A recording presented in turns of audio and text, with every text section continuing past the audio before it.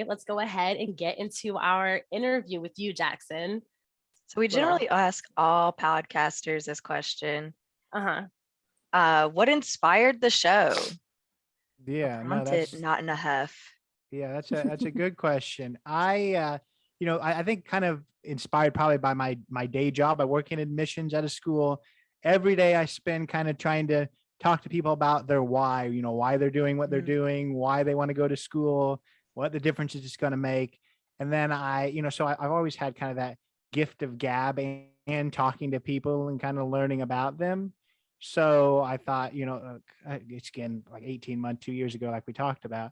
I thought, it'd be kind of cool just to talk to it started out kind of as wanting to talk to people that had maybe their 15 minutes of fame a long time ago, and it's kind of a where are they now type thing. Also, I'm a big traveler, so I wanted to talk to people in that travel space too. That's kind of how it started. It's kind of branched out from there, and now we kind of just talk to people from really all walks of life and learning a lot about just all kinds of people. Really, there's not really a topic I don't think that we haven't kind of touched on in a genre, so to speak. So it's been really cool.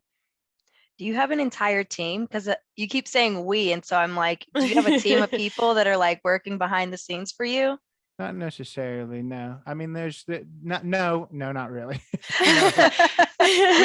we as in me. I don't know. I think I just got used to saying we. I'm not really sure why I say that. I mean, I get a little bit of help, but I don't know if enough to call it a we. I gotcha. Yeah. We're definitely a we it's two of us, but we also have a team of people who are helping us pump this stuff out because it gets really hard. It does. After a certain point. I mean, you said you have like over 100 guests, like just even lining that up, reaching out to them, and then like getting all that content created. And you were also saying earlier you do just audio, but once you like add that video perspective, it just gets so hard to turn out. It's like I can't move fast enough.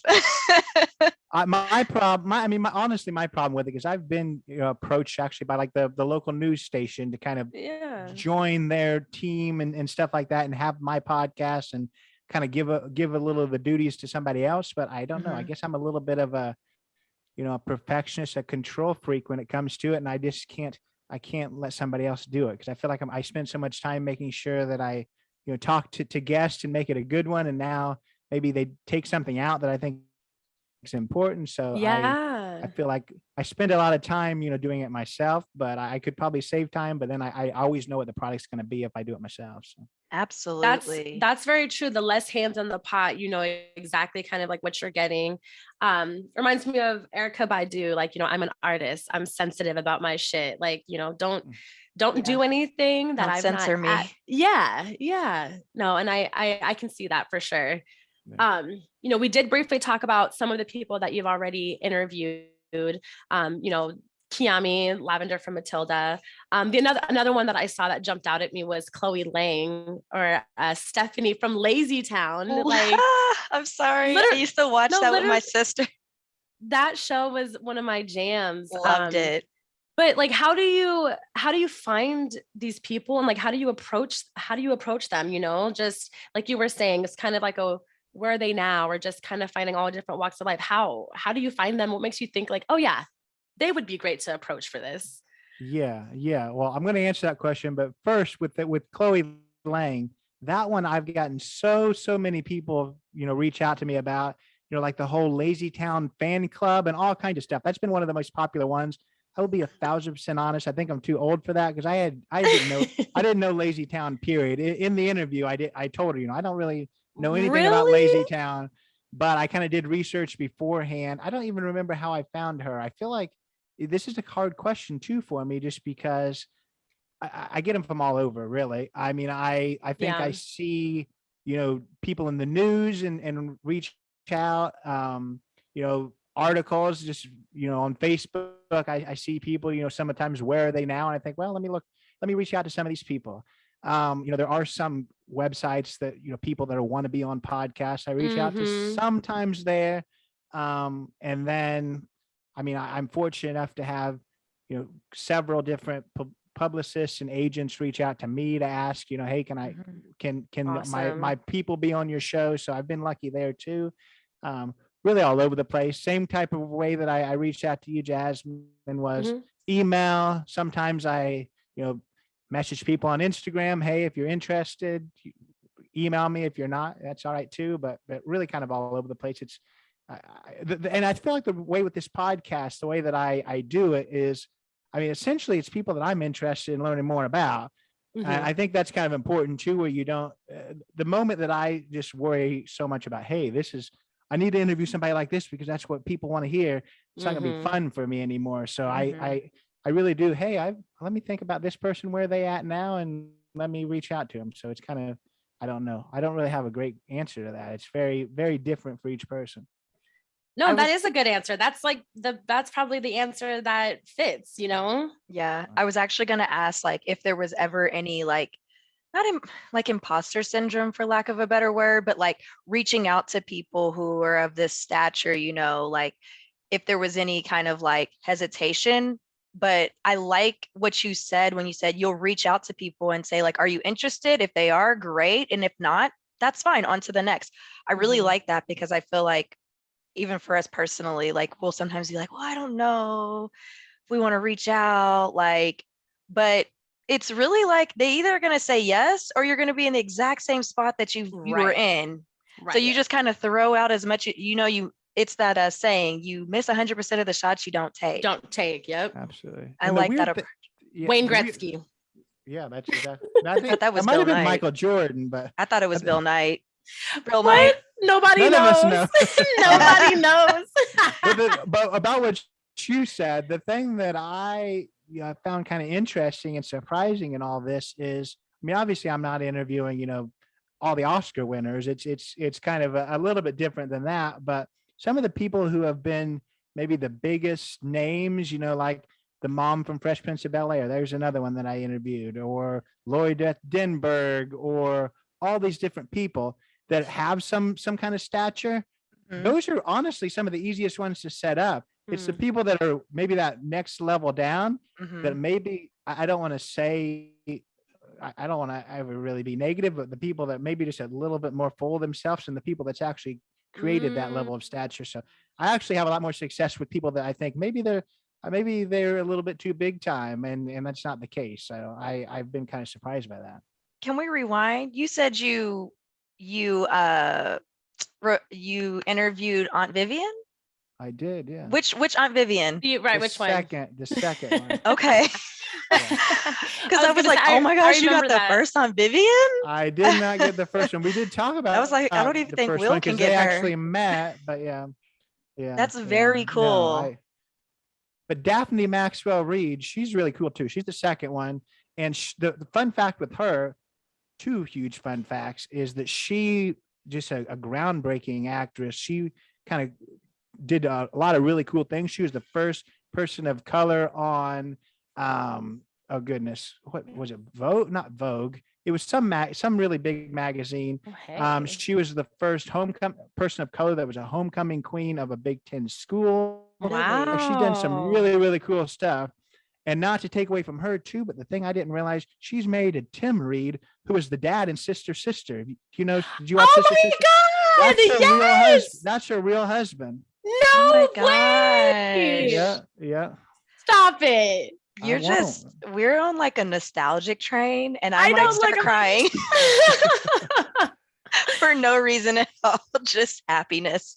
That is so cool. I did not realize that. What I really do love about this too is that, it's opening the door for like other potential, connections. Like say if Tim was interested in getting on your show and talking about, sister in general, you've already opened the door for that because you've talked to Fresh Prince of Bel-Air mom number 2. What was her name again? Daphne. Thank you. Yeah. Thank you. So but that's awesome. That's incredible. Did she tell you anything about him? Like, what is he doing now? Does he still act? He does a little bit. He actually, she didn't tell me this, but I kind of looked up him. He's like starting, now don't quote me completely, but he's starting like trying to start his own like national news station that like deals with diversity and issues that Awesome. people from diverse backgrounds like. I don't know where that's going, but that was something I saw an interview with him that he was That's talking very about. cool. I think that's very Yeah, cool. And that's really important, especially in like today's climate. Whew. Yeah. absolutely. Now tell Man. us, to date, you've had over 100 guests. Give us your best interview and then your Ooh. worst interview. Well, I feel like I can And you take don't have to name this- names, I can well, I can take this two ways. I can kind of give you a few kind of rundown just to see the kind of people that I interview. I can't tell you the best one because it's hard for me to such like pick. naming kids. Yeah. So we can go that way, or I can just give you maybe what you want and just say Jasmine was my best interview. Oh, no. You do. I mean, thank you. You can like butter me up all you want, but no, you don't. I don't have to be your favorite one. Like, I mean, I know I was great, but No, you really were awesome. But Daphne was definitely a really cool one just because I learned so much about the show, before Will Smith was what he is now, Mhm. how his trajectory happened, just all the amazing things she did growing up, before she was even on the show, she was just did some really, really awesome stuff. We already talked about Lori Beth. That was maybe the coolest one for me just because I really did grow up watching her all the time. right.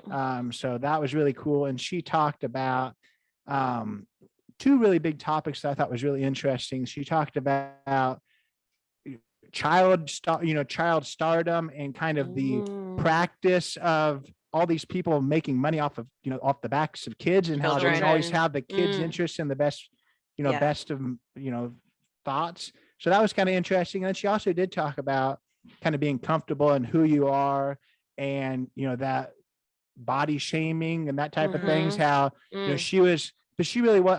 My secretary, when I told her I was interviewing Lori Beth, was saying, I grew up watching her. She was my inspiration. I didn't have other girls, full bodied girls that I could watch. And then when I watched her, it gave me some inspiration. So we talked about that, which is really, really cool.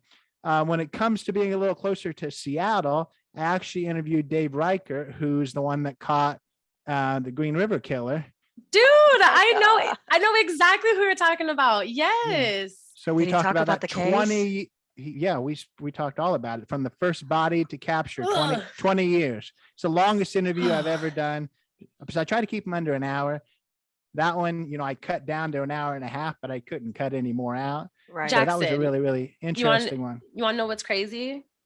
I do, yeah. Speaking, he's like, yeah, tell me. So where I live right now is actually like the strip, the area that he would troll for these women. Yep.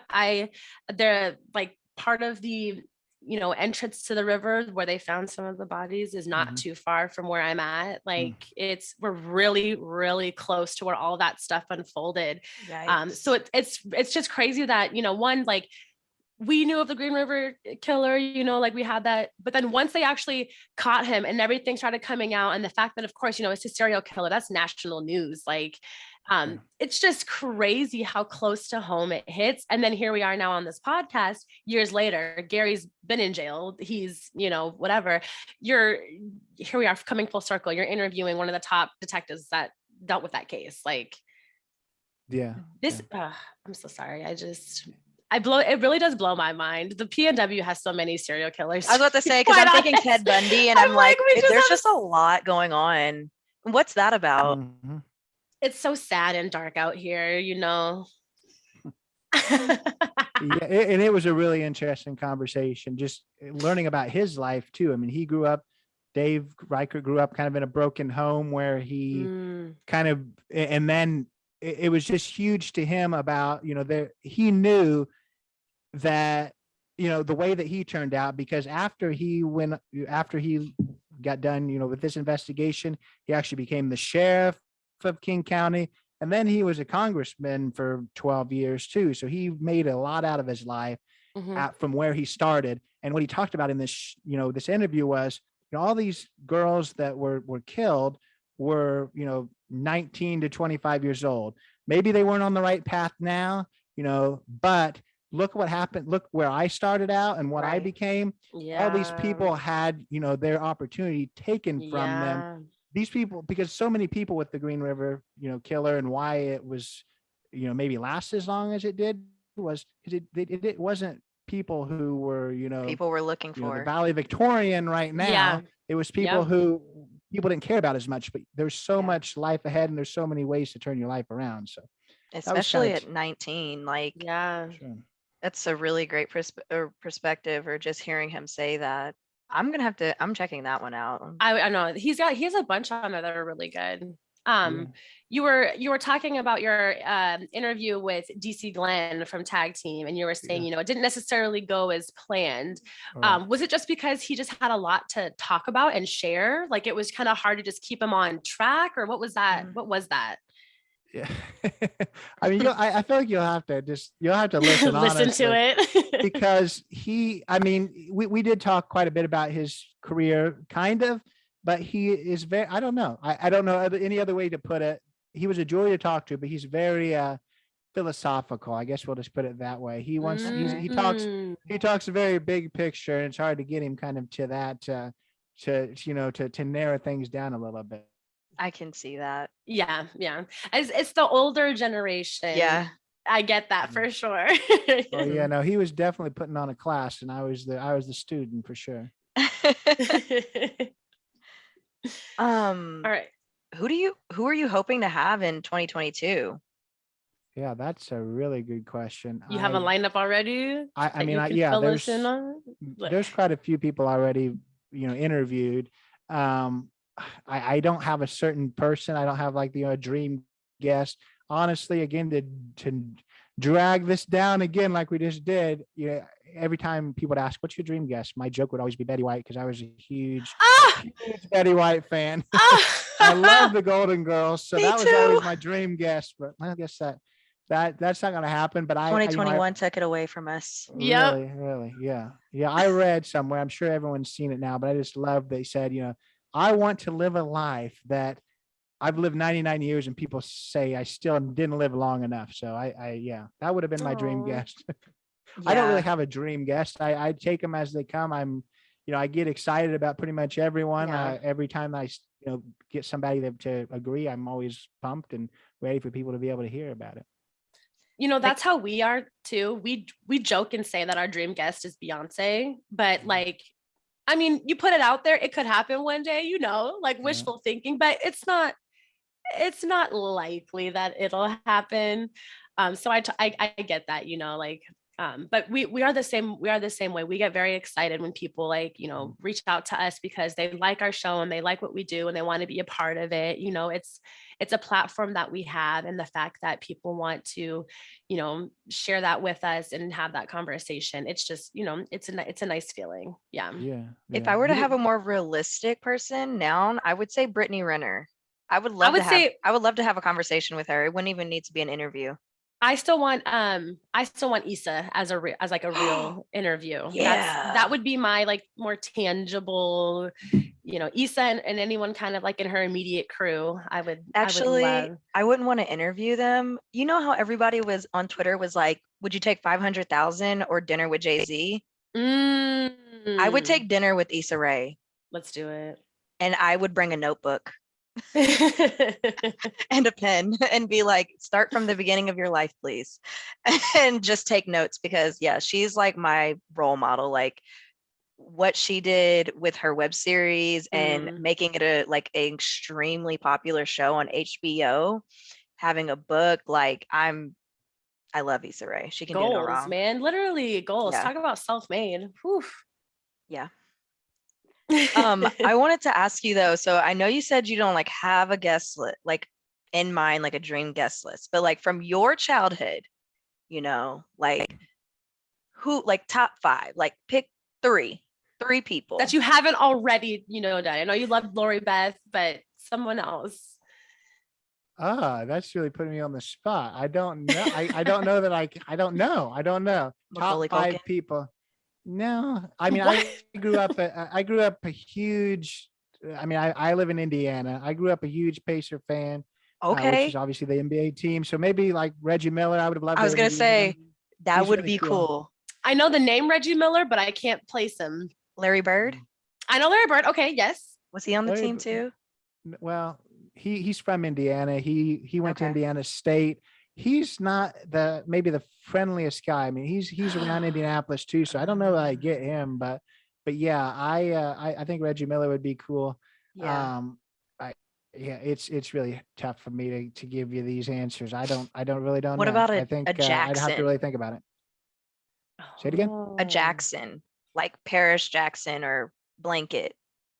Well, that would be cool. I think I would enjoy that. Yeah. I mean the goal is to find people who obviously, are from my childhood, but then also have something going on now Right. that they would even want to come Mm, on because I mean the big draw for people to come on podcasts is that they have something they're talk trying to Promote. promote. So mhm. I'm not, and that's kind of what you kind of go back to one of your earlier questions was, I really harp that hey, I realize this is a reciprocal thing. Let's talk about, what I want to talk about, but let's really promote what you've got to promote too. So I'm not, I'm not one sided there. Surprised you didn't ask me about my least favorite guest. That's normally a big thing.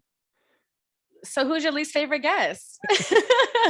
Well, I mean, I don't have a certain least favorite guest because Mhm. there's so many that never even make it, never make it on air. Oh, Oh. There's understood. times that I interview people that it just doesn't not clicking. Maybe my least favorite one that never made it on air is probably going to go into your topic later on, where he was a relationship coach and he had some very convoluted ideas of how relationships work.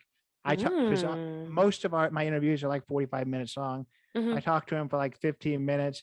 I realized that he was talking from I don't know 1940 or something. So Oh, we man. just said, thanks so much for your time, but nah, That's nah. interesting. That is very interesting because I've never thought of, thank God there's, you pre-record and you have that ability to do that. But Mm. um I couldn't imagine being in the middle of an interview and just being like, you know what, this isn't working out. Sorry. Yeah, Sorry, thanks yeah. for your time, but I we could probably won't be sharing or airing this. I could think of a couple of ours. No say. One off top that like if we could have just cut to break and been like, okay, let's usher you off, I would have I would have loved that. Who, which one? Which one? I don't want to say. What was the Um, topic? it was an artist who came on to share their music. We Female? know very well. I know exactly. Yep. Yeah. Yep, yep, yep. Okay. See, but Jackson, we did a bunch of stuff live. Like we would have our live recordings, and it's those ones where you're just like, you gotta fight through It was I less don't know how you about do the it. person, but more about like the topic matter and like what was also said. cussing. And I was Yeah, just like, I don't we didn't talk about any of this beforehand. literally. Yeah, I honestly I couldn't imagine doing it live and just knowing things are going off the rails and not be able to do anything about it. Cause there's Mhm, so many times, even in good interviews, that people do go off on tangents. Sometimes it's because people are nervous. Just when Mhm. people are nervous, they mhm. automatically kind of just keep talking. So And there's talking times it. in my Yeah. head because I know, that these are pre-recorded. There's times in my head that like everything you're saying right now is going to be cut. None of this is, I know what you're saying right now is not what I want to talk about. So I couldn't even imagine just having to ride the wave of a live interview when people go off on their stuff. Yeah. It yeah, and then like you don't want to like interject because of the audio and I'm like, "Oh my gosh, break. We're going to go to a break." Yep. Like that was the beauty of it. Like we just need to go ahead and snip this down and yeah, like oh, that one had me stressed. Especially when it's like, you tell someone, please don't cuss because we are on the radio. And, you have one slip up, they can fix it. But like, if you're cursing multiple times back to back, what did you not hear us? Did you not hear what we Mm. just said? And Do not do this. it is really hard though. I feel like for some people where it's like that's a part of their just how they speak. Like if Yeah, they cuss, they cuss. I feel like I cuss less now because we were on radio, same. but going on to radio, I was nervous. I was like, this is not good. I I cuss s- like every other word. I say bitch a lot. And Yeah. like bitch. It's just like an Yeah. expression. Like Yeah. what? And I was like, oh, this is not good. And I would catch myself, and Benny was like, I can catch you on the first one, but if you go on a string of like cussing, we're probably off air after the show is done. and getting fined. Yeah, like um what has been the most rewarding thing about your podcast? Yeah. I mean, honestly, I think it's just talking to so many diverse people and kind of learning about things I never thought I would. I think that it's just really cool to, I mean, I just remember when I started this, just kind of thinking, hey, it would just be cool to just interview people that mean something to me. And now to actually have talked to them, learned things that I never knew about them, and just kind of, I really, it's just the people aspect. That's why I started it. Mhm. You know, that I love talking to people. I love learning people's why they've done what they've done, the passion Mhm. behind it. So just kind of learning about that and really learning about how receptive and open people really are. You know, you talked about how you're nervous about maybe interviewing that big star or whatever. People are really way more welcoming and way more Mhm. open than you'd ever think they would be. So that's really just been a really rewarding part of it, I think.